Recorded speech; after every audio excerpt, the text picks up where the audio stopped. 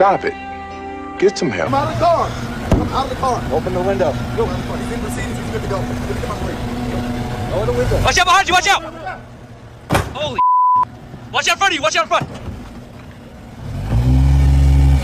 Get out of the car. Get out of the car. Cut it off. Cut it off. Now. Cut it off. Turn off the car. Cut the car. Cut off. Come out of the car. Come out of the car. Come out. Now.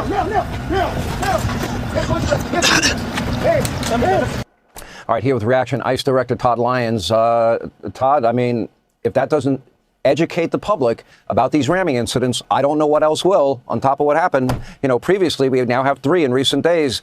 Very dangerous now. Do you tie a lot of this danger to the rhetoric of people like Tim Walz, who compares ICE to Gestapo?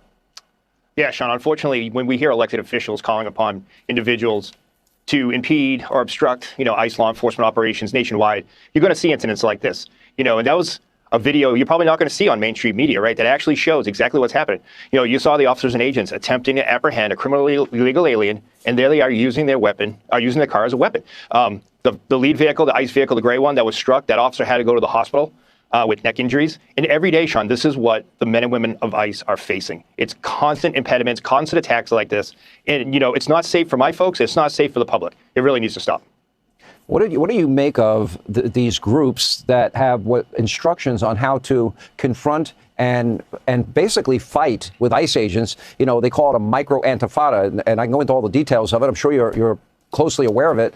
But we're talking about a strategy laid out by groups of people to make your jobs harder and obstruct justice. Should those people be arrested?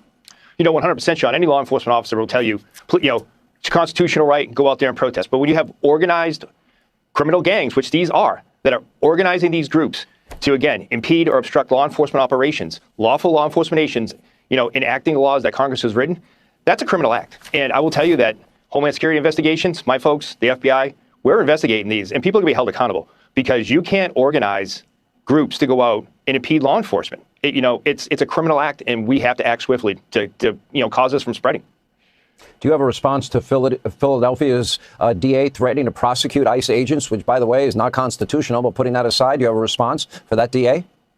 No, Sean, what I'll say is the men and women of ICE, the men and women of ERO, the men and women of HSI, they're not committing any crimes. So he doesn't have to worry about arresting any of my folks because what we are doing is we're enforcing the law. We are out there every day making this nation and his city safe again. So he shouldn't worry about the men and women of ICE. What he should worry about is the sanctuary policies that have these criminal aliens go back into his neighborhoods and commit heinous crimes like fentanyl trafficking, human trafficking, rape of a child. He should focus on those and let law enforcement do law enforcement work.